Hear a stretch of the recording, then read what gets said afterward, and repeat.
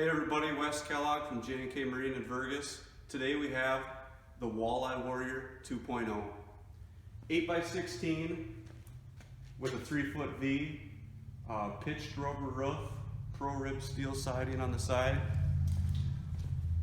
aluminum diamond plate wheel wells, aluminum reinforced entry door with the screen door, dual 30-pound propane tank holder up front. This thing is ready to rock and roll. Hey, now that we're in the Walleye Warrior 2.0, we'll go over a couple key features. Nice big table that does fold down into a bed. It does slide into the back wall for storage for fishing. It does have nice storage under each of the benches, storage above each of the wheel wells, 18,000 BTU forced air furnace, 1500 watt inverter.